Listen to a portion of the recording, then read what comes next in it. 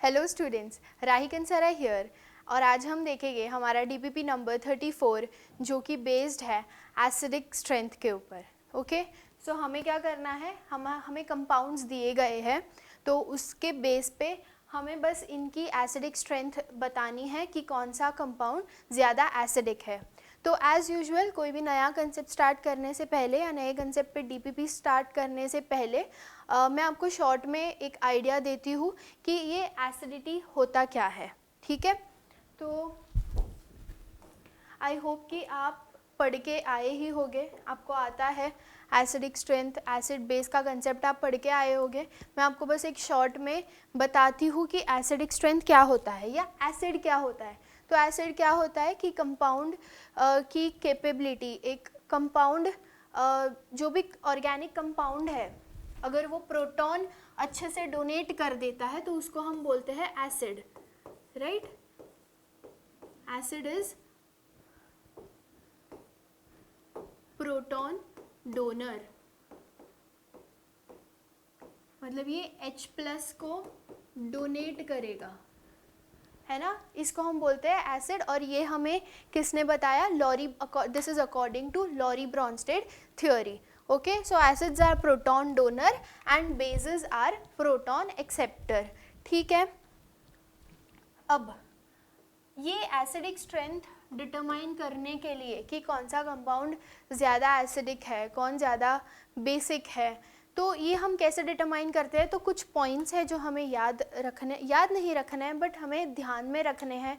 हमें ये कंसेप्ट आना चाहिए कि कैसे हम एसिड बेस को प्रेडिक्ट करते हैं। ठीक है, तो ये किन चीज़ों पे डिटरमाइन, किन फैक्टर्स पे डिटरमाइन हो सकता है। तो पहला ये कि जो Ka वैल्यू होती है वो एसिड की डायरेक्ट प्रोपोर्शनल होती है एसिडिक स्ट्रेंथ से। Ka value is directly proportional to acidic strength. जितना कंपाउंड का Ka वैल्यू ज़्यादा उतना उसका एसिडिक स्ट्रेंथ ज़्यादा। ठीक है, ये Ka वैल्यू आपको कैसे पता चलता है, आप कॉन्सेंट्रेशन से आप पता लगाते हो उसको, right. pKa value is inversely proportional to acidic strength. ठीक है, तो ये उल्टा होता है pKa वैल्यू। ओके, दूसरी कुछ इंपॉर्टेंट चीज़ें आपको जो ध्यान में रखनी होगी वो है इंडक्टिव इफेक्ट,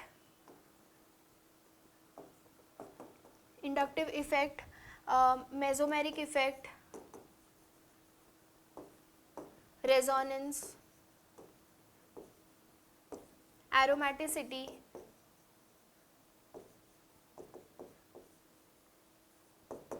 ये चीज़ों पे हमारी एसिडिक स्ट्रेंथ हम डिपेंड करती है।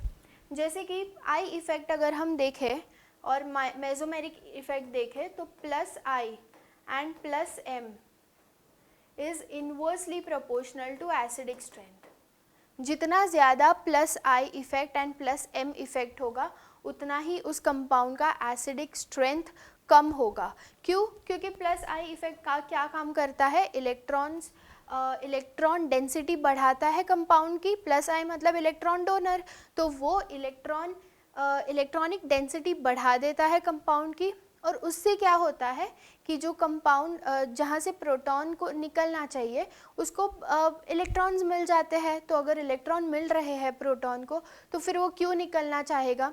अगर हम कहीं से कहीं निकलते क्यों है, जब वहाँ पे कुछ चीज़ों की कमी आ जाती है, इसलिए हम एक जगह से निकल के दूसरी जगह पे जाते हैं, है ना। कुछ हमें लगता है कि यार ये जगह सेटिस्फाई नहीं करता है हमें, या फिर कोई भी चीज़ की आप बात कर लो, आप घर पे रह रहे हो तो आपको कुछ चीज़ों की अगर कमी लगती है, अगर आप हॉस्टल में रह रहे हो तो आपको शायद वहाँ का फूड अच्छा नहीं लगता या फिर फैसिलिटी अच्छी नहीं लगती, मतलब lack of something makes you move from here to there, right. तो वही है कि यहाँ पे अगर +I इफेक्ट होगा तो कंपाउंड में इलेक्ट्रॉन्स की डेंसिटी बढ़ जाएगी, तो प्रोटॉन ईजिली लूज नहीं कर सकता है वो कंपाउंड। इसलिए क्या होना चाहिए, -I इफेक्ट होना चाहिए। -I इफेक्ट क्या करेगा, इलेक्ट्रॉन्स को विड्रॉ करता है, इलेक्ट्रॉन को अपनी तरफ विड्रॉ कर देगा, तो जहाँ से भी प्रोटॉन को निकलना होगा वो इजीली निकल जाएगा, क्योंकि उसके पास अब इलेक्ट्रॉन नहीं है। सारे इलेक्ट्रॉन्स तो ये -I ग्रुप है जो उसने खींच लिए है अपनी तरफ, है ना। तो इसलिए minus I effect and minus M effect is directly proportional to acidic strength.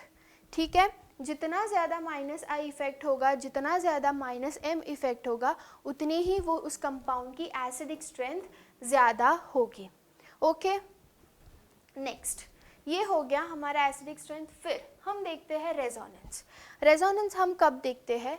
जब हमारे पास 2-3 कंपाउंड्स होते हैं, है ना, तो उस टाइम पे अगर H+ निकल रहा है कहीं से, फॉर एग्जाम्पल मैं इसकी बात कर लूँ, आपके पास है फिनॉल एंड आपके पास है साइक्लोहेक्सेनॉल, ठीक है। तो अगर यहाँ से H+ निकल जाता है तो ये हो जाएगा O-, है ना। तो ये O- रेजोनेंस से स्टेबलाइज हो रहा है, लेकिन अगर यहाँ से मैं H को निकाल दूँ यहाँ से, तो ये O- का रेजोनेंस नहीं हो रहा है यहाँ पे। तो यहाँ पे ये रेजोनेंस स्टेबलाइज्ड है, यहाँ पे ये रेजोनेंस स्टेबलाइज नहीं है, राइट। सो ये रेजोनेंस स्टेबलाइज है तो ये प्रोटॉन को इजीली लूज करेगा, राइट।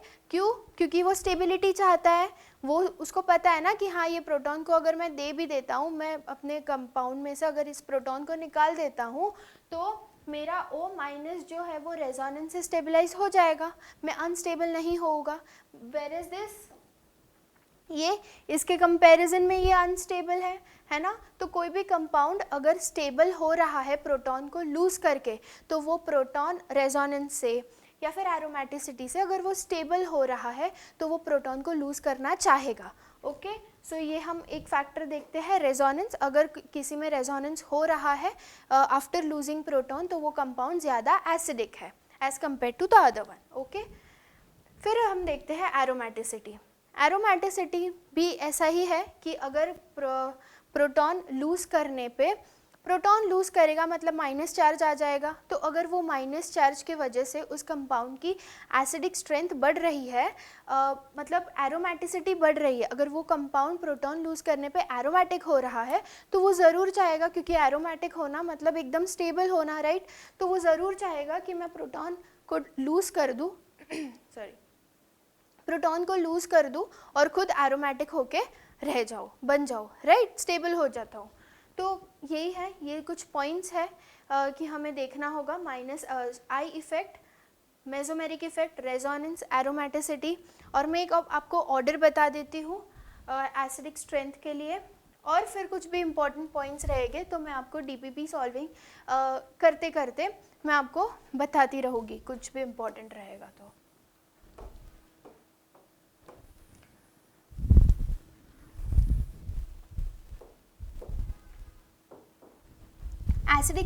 एसिडिक स्ट्रेंथ का ऑर्डर लिख लो, अगर आपको पता होगा तो ठीक है, नहीं पता होगा तो लिख लो।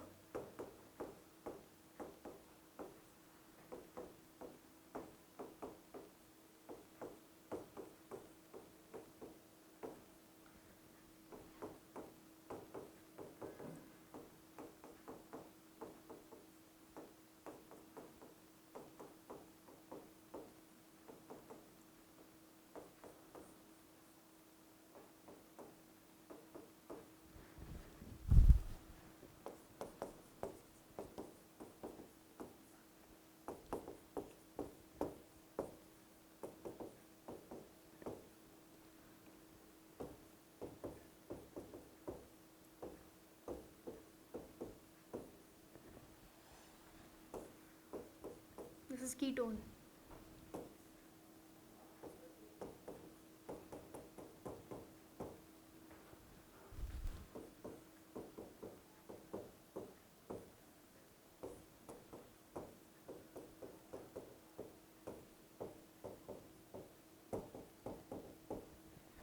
ये है एसिडिक स्ट्रेंथ का ऑर्डर, इसको हम बोलते हैं सुपर एसिड।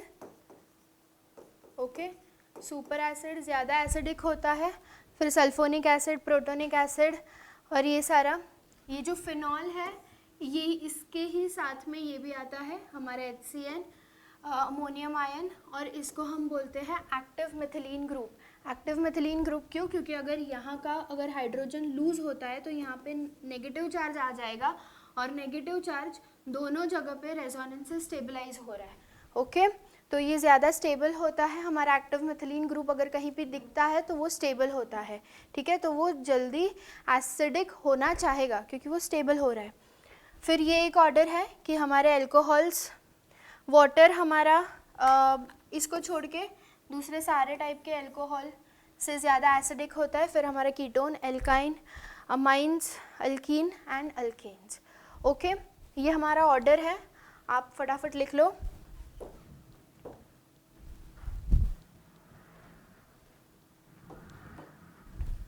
और एक जो चीज़ हमें देखनी है वो ये है कि डाउन द ग्रुप, जैसे हम पीरियोडिक टेबल में ग्रुप में नीचे जाते हैं वैसे ही एसिडिक स्ट्रेंथ इंक्रीज होगी, acidic strength increases down the group. Okay, हम एग्जाम्पल ले सकते हैं फ्लोरीन, क्लोरीन, ब्रोमीन, आयोडीन का, ठीक है। आयोडीन जो होता है वो ज़्यादा एसिडिक होता है क्योंकि उसकी साइज़ बड़ी होती है, तो बॉन्ड जो साइज़ उसकी बड़ी होने के वजह से उसका जो बॉन्ड है वो वीक होता है, तो वीक बॉन्ड होने की वजह से H+ ईजिली लूज हो कर सकता है कंपाउंड, ठीक है। And from left to right period में, from left to right acidic strength decreases, ठीक है, क्योंकि हमारी इलेक्ट्रोनेगेटिविटी, देखो यहाँ पे इसका एग्जाम्पल ले सकते हैं हम कि H2O, अरे यार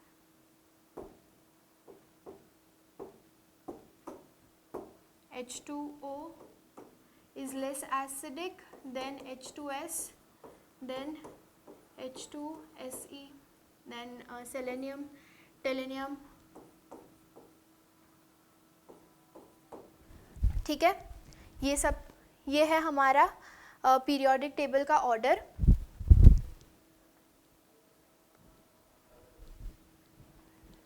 ओके, सो ये था एक शॉर्ट में एसिडिक स्ट्रेंथ में ये चीज़ें आपको देखनी है। Now let's move to our DPP solving. Okay, so here we are with our DPP number 34, compare acidic strength, ठीक है। Let's start quickly.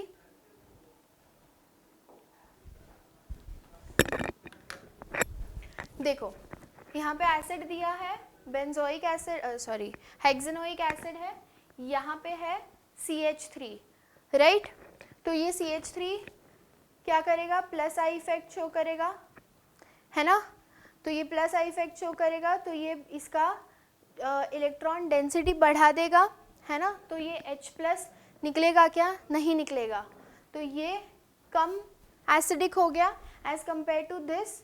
यहाँ पे अपने ही अंदर इनका रेजोनेंस चल रहा है ना, तो यहाँ पे प्रोटॉन लूज करना इजी होगा एज कंपेयर टू दिस, क्योंकि यहाँ पे ये प्लस आई इफेक्ट इस पे, इस ऑक्सीजन पे और हाइड्रोजन पे एज इलेक्ट्रॉन डेंसिटी बढ़ा रहा है, ठीक है। So A is more acidic than B, okay. हाँ, हमें क्या करना है, compare Ka value and compare Pk value, तो पता ही है कि Ka value is directly proportional to acidic strength and Pka value is inversely proportional to acidic strength, ठीक है। तो इसका उल्टा होगा, जो भी होगा वो, तो ये ऐसे हो जाएगा, ओके। नेक्स्ट वन सेम, अच्छा okay okay okay, this is benzene, this is benzoic acid और ये है benzoic ortho methyl benzoic acid, ठीक है। अब ये और ये थोड़ा सा अलग है, ठीक है। अब मैं आपको बताती हूँ, ये जो बेंजोइक एसिड है तो यहाँ पे जो COOH है वो बेंजीन रिंग के साथ रेजोनेंस करेगा, राइट। यहाँ पे क्या करेगा, ये CH3 जो है उसके वजह से यहाँ पे ऑर्थो इफेक्ट लगेगा बेंजीन रिंग पे। तो ये ऑर्थो इफेक्ट लगाएगा क्योंकि ये बल्की ग्रुप है ना, CH3 मतलब C और ऐसे 3 हाइड्रोजन, तो ये बल्की ग्रुप हो जाता है। तो यहाँ पे ऑर्थो इफेक्ट के वजह से क्या होगा, यहाँ पे रिपल्शन होगा, ये जो हाइड्रोजन है और ये जो हाइड्रोजन है इनके बीच में रिपल्शन होगा, और वो क्या करेगा कि ये जो COOH है उसको प्लेन से दूसरे प्लेन में शिफ्ट कर देगा। मतलब ये जो बेंजीन रिंग है उसके ऊपर ये COOH है। 1 सेकेंड, यहाँ पे एक बेंजीन रिंग है, यहाँ पे CH3 है और यहाँ पे है COOH, ठीक है। तो ये क्या करेगा, ये ऐसे था, ओके। तो ये CH3 के रिपल्शन के वजह से ये इसको प्लेन से ऐसे हटा देगा, ठीक है। तो इसके जो पाई बॉन्ड्स है, यहाँ पे पाई बॉन्ड्स हो गए बेंजीन रिंग के पास, तो वो क्या हो गए, सब एक दूसरे से पैरेलल हो गए। और रेजोनेंस कब होता है, जब पैरेलल होते हैं सारे पाई बॉन्ड्स, राइट। आपको ओके मैं यहाँ पे बताती हूँ।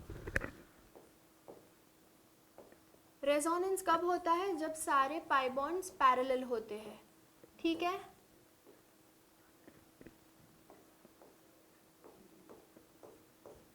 ओके, यहाँ पे है CH3 और यहाँ पे है हमारा C डबल बॉन्ड OH, ठीक है। तो ये बल्की ग्रुप यहाँ पे होने के वजह से, बल्की ग्रुप होने की वजह से ये इसको COH को प्लेन से शिफ्ट कर देगा। मतलब अगर वो यहाँ पे CH3 है और ये COH है, तो ये क्या करेगा, रिपल्शन होगा इन दोनों के बीच, तो ये ऐसे शिफ्ट हो जाएगा, मतलब दूसरे प्लेन में शिफ्ट हो जाएगा COH, ठीक है। तो अब ये क्या हो रहा है, और नीचे सारे जो भी बेंजीन रिंग है, बेंजीन रिंग के p ऑर्बिटल्स है, तो वो सारे ऐसे है पैरेलल एक दूसरे के, बट ये क्या है, ये सारे बेंजीन रिंग के p ऑर्बिटल ऐसे है और ये क्या है, ऐसा है COH। तो ये क्या है, परपेंडिकुलर है ना, सारे p ऑर्बिटल्स जो नीचे है उनके ये परपेंडिकुलर है। तो परपेंडिकुलर होने के वजह से वो फिर रेजोनेंस में पार्टिसिपेट नहीं कर सकता है, ओके। ये फिर रेजोनेंस में अब पार्टिसिपेट नहीं कर सकता, इसलिए ये ज़्यादा एसिडिक हो जाता है, ठीक है।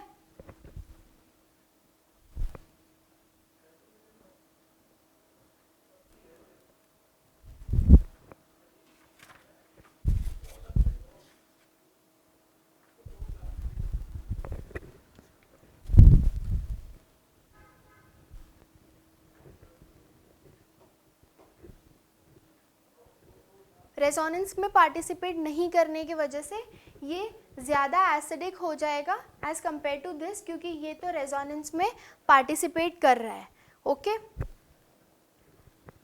So over here B is more acidic than A.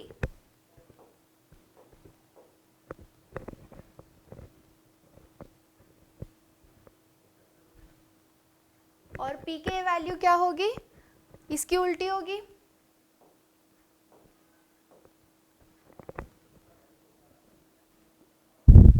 Okay. I hope आपको ये समझ में आया होगा।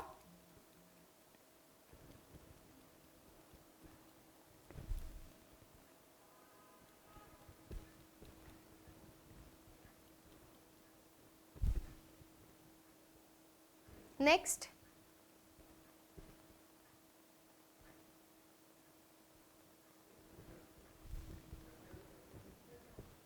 नाउ सी दिस, ये दो कंपाउंड्स है।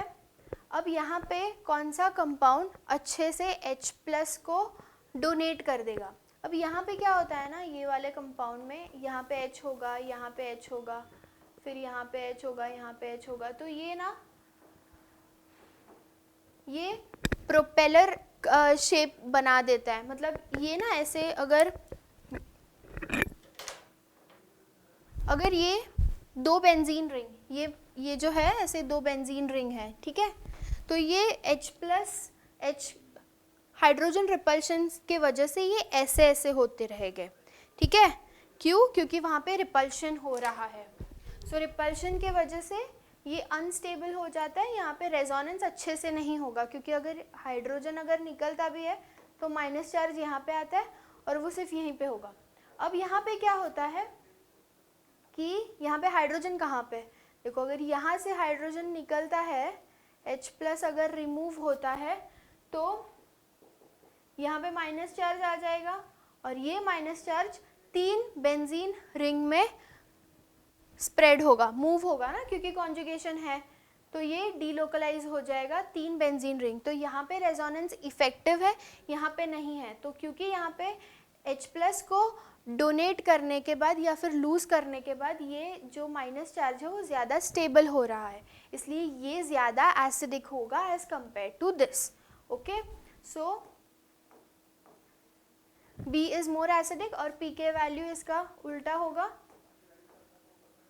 राइट।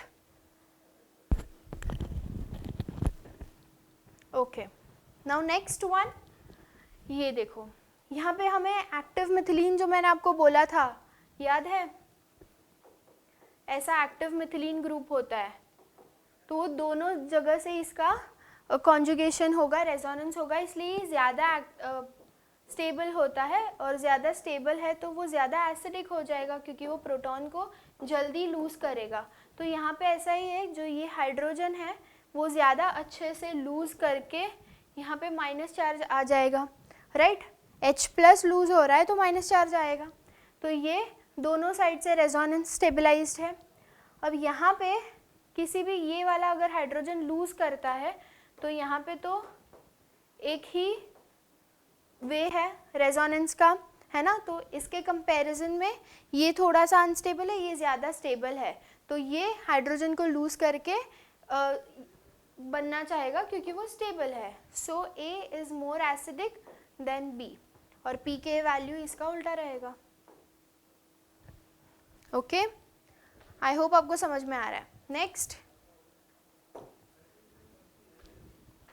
यहाँ पे भी देखो double bond double bond double bond, यहाँ पे है एक हाइड्रोजन तो ये लूज़ करेगा, तो यहाँ पे 3 जगह पे उसका हो जाएगा, और यहाँ पे ओके, यहाँ पे अगर माइनस चार्ज आएगा तो 2 RS हो गए इसके, और इसके 3 RS हो जाएंगे, तो ये ज़्यादा स्टेबल है, तो ये ज़्यादा जल्दी प्रोटॉन को लूज़ करना चाहेगा और स्टेबल होना चाहेगा, जितना जल्दी वो प्रोटॉन को लूज़ करेगा उतना अच्छा वो एसिड।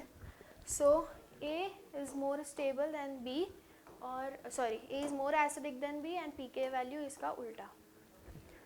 ओके, नेक्स्ट, यहाँ पे फिनॉल है और एनिलीन है, तो ये भी अगर डोनेट कर देगा तो O- बन जाएगा, और यहाँ पे ये इसको डोनेट H+ को डोनेट कर देगा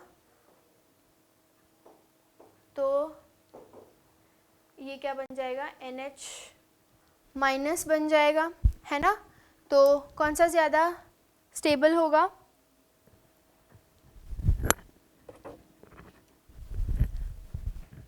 O पे माइनस चार्ज ज़्यादा स्टेबल होगा ना एज कंपेयर टू नाइट्रोजन, क्योंकि ऑक्सीजन इज़ मोर इलेक्ट्रोनेगेटिव, इसलिए ये H+ को लूज़ करने के बाद ज़्यादा स्टेबल बन जाएगा। सो ये जल्दी H+ को लूज़ करना चाहेगा as compare to aniline. Okay, so A is more acidic than B, pK value इसका उल्टा हो जाएगा। ओके, नेक्स्ट,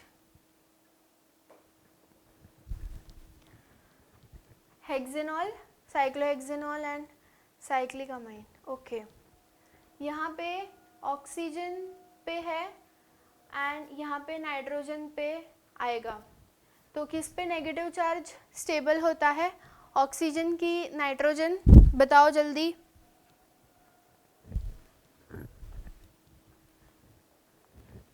ये H प्लस लूज करेगा तो ये NH माइनस बन जाएगा, ये O माइनस बन जाएगा, तो O माइनस वैसे ही ज़्यादा इलेक्ट्रोनेगेटिव है तो उसके अंदर माइनस चार्ज को अपने अंदर रखने की कैपेसिटी भी ज़्यादा होती है. So A is more acidic than B and pK इसका उल्टा हो जाएगा. ठीक है. नेक्स्ट, फिनॉल रिंग सेम है दोनों में. यहाँ पे OCH3 है और यहाँ पे CN है. OCH3 क्या करता है, प्लस M इफेक्ट शो करता है, याद है, ये हमें प्लस M इफेक्ट शो करेगा. और CN क्या करेगा, माइनस I इफेक्ट शो करेगा. मतलब माइनस I इफेक्ट शो करेगा. प्लस M इफेक्ट क्या करता है, एसिडिक स्ट्रेंथ के इन्वर्सली प्रोपोर्शनल है, और माइनस I इफेक्ट क्या है, एसिडिक स्ट्रेंथ के डायरेक्टली प्रोपोर्शनल है. क्यों, देखो यहाँ पे H प्लस जब लूज होगा तो O माइनस बन जाएगा, है ना. ये देखो H प्लस लूज कर दिया, O माइनस बन गया. तो ये CN क्या है, इसके पास ट्रिपल बॉन्ड होता है, तो ट्रिपल बॉन्ड की वजह से इसके पास ज़्यादा इलेक्ट्रोनेगेटिविटी आ जाती है. तो ये क्या करता है, इसको स्टेबल करेगा ना, माइनस चार्ज को CN अच्छे से स्टेबलाइज कर देगा, तो ये स्टेबल हो जाएगा. बट यहाँ पे क्या है, यहाँ पे अगर H हटा दो और माइनस चार्ज लगा दो तो ये क्या करेगा, प्लस M से इसको इलेक्ट्रॉन डोनेट करेगा. तो इसके पास ऑलरेडी इलेक्ट्रॉन ज़्यादा है, और ज़्यादा इलेक्ट्रॉन बन जाएगा तो ये अनस्टेबल हो जाएगा. इसलिए B is more acidic then A, right, क्योंकि ये स्टेबल है, वो अनस्टेबल है. एंड pK इसका उल्टा हो जाएगा. ओके. नेक्स्ट, यहाँ पे एसिड है COH, यहाँ पे CH पे Cl है, यहाँ पे 2 कार्बन के बाद Cl है, यहाँ पे भी Cl है, यहाँ पे भी Cl है. दोनों माइनस I इफेक्ट शो करते हैं, लेकिन यहाँ पे इंडक्टिव में हमारा डिस्टेंस भी तो हम देखते हैं, है ना. तो यहाँ पे ये जो माइनस I इफेक्ट है वो 2 कार्बन के बाद है, और यहाँ पे जस्ट बाजू वाले ही कार्बन पे माइनस I ग्रुप लगा हुआ है. तो यहाँ से जब H प्लस निकल जाएगा, O माइनस पे O पे माइनस चार्ज आ जाएगा, तो ये माइनस इफेक्ट अच्छे से इसको स्टेबलाइज करेगा as compare to this one, right. तो ये जल्दी H प्लस को लूज करेगा इसके कंपैरिजन में. Okay. So B is more acidic then A and pK value उल्टा हो जाएगा. ठीक है. नेक्स्ट वन, यहाँ पे देखो, ये है हमारा इथेनॉल और यहाँ ये है इथेनॉल, है ना. तो यहाँ पे sp3 कार्बन है जो कि प्लस I इफेक्ट शो करता है, और यहाँ पे sp2 ग्रुप है, मतलब अल्कीन ग्रुप है, जो माइनस I इफेक्ट शो करता है. तो O के ऊपर जब H लूज करने पे जब माइनस चार्ज आ जाएगा तो वो स्टेबल हो रहा है माइनस I इफेक्ट की वजह से, और यहाँ पे ये अनस्टेबल होता है. सो B is more acidic then A and pK इसका उल्टा हो जाएगा. ओके. तो हमें एसिडिक स्ट्रेंथ ऐसे ही देखनी होती है कि H प्लस को लूज़ करने के बाद क्या वो स्टेबल हो रहा है, माइनस चार्ज स्टेबल हो रहा है, रेजोनेंस से हो रहा है, एरोमेटिसिटी से हो रहा है, माइनस I से हो रहा है, माइनस M से हो रहा है, स्टेबल हो रहा है क्या माइनस चार्ज, वो देखना है. उसके बेस पे हम उसकी एसिडिक स्ट्रेंथ को डिटरमाइन करते हैं. ठीक है. अब ये देखो HF एंड NH3, ये यहाँ पे H प्लस लूज हो जाएगा तो F के ऊपर माइनस चार्ज आ जाएगा, और यहाँ पे N के ऊपर माइनस चार्ज आएगा. तो कौन ज़्यादा इलेक्ट्रोनेगेटिव है, F माइनस चार्ज बेयर कर सकता है. सो HF ज़्यादा एसिडिक है as compare to NH3. pK इसका उल्टा आ जाएगा. ओके. नेक्स्ट, ये देखो CH, ट्रिपल बॉन्ड CH, और ये है NH3. तो जब मैंने इसके पहले आपको पूरी ऑर्डर लिख के बताई थी, उसमें था ना कि alkynes are more acidic than NH3, और ये ऑर्डर जो मैंने लिखा है वो किसके बेस पे पूरा डिटरमाइन किया गया है, तो वो Ka एंड pK वैल्यू के बेस पे पूरी ये ऑर्डर डिटरमाइन की गई है. ओके. तो alkynes are more acidic, so A is pK value of A is more than B. sorry Ka and pKa is उल्टा. ओके यहाँ पे है CH4 एंड यहाँ पे है अमीन, है ना. तो एक तो ये भी देख सकते हो कि हाइड्रोजन लूज करके N के ऊपर माइनस चार्ज आ जाएगा, हाइड्रोजन लूज करके C के ऊपर माइनस चार्ज आ जाएगा. तो C एंड N में कौन ज़्यादा इलेक्ट्रोनेगेटिव है? N. तो वो ज़्यादा स्टेबल होगा as compare to that. So NH3 is more acidic than methane. pK इसका उल्टा हो जाएगा. Okay next. और ये आप उस ऑर्डर में भी देख सकते हो कि एल्केन्स लास्ट आते हैं एसिडिक ऑर्डर में, NH3 पहले आता है. ठीक है, this is acid, this is also acid. अब ये एसिड पे एक प्लस आई ग्रुप है मिथाइल और यहाँ पे इथाइल है, मतलब 2 कार्बन, थोड़ा ज़्यादा पावरफुल होगा ना. तो ये प्लस आई क्या करेंगे, जब O के ऊपर नेगेटिव चार्ज आ जाएगा H के लूज करने पे, तो ये प्लस आई इफेक्ट इसको अनस्टेबल कर रहा है. दोनों में प्लस आई है, दोनों अनस्टेबल कर रहा है, लेकिन यहाँ पे सिर्फ एक कार्बन है और यहाँ पे 2 कार्बन है, तो ये ज़्यादा अनस्टेबल करेगा एज कम्पेयर टू दिस. इसलिए इसकी एसिडिटी इसके कंपैरिजन में थोड़ी ज़्यादा होगी. Okay, so B is more acidic और हम बोल सकते हैं Ka value of B is more than A and pKa value उल्टा हो जाएगा. Okay okay, so with this we complete our DPP number 34. या 34 जो कि बेस था एसिडिटी पे. आई होप कि आपको मैंने जो थोड़ा कंसेप्ट पढ़ाया एसिडिटी का वो आपको समझ में आया होगा और ये क्वेश्चन सॉल्व करने आपको वो कंसेप्ट्स हेल्प किए होंगे. सो मिलते हैं नेक्स्ट DPP के साथ. नेक्स्ट DPP भी हमारी एसिडिटी के बेस पे ही है. So till then keep learning, keep studying. Bye bye, all the best.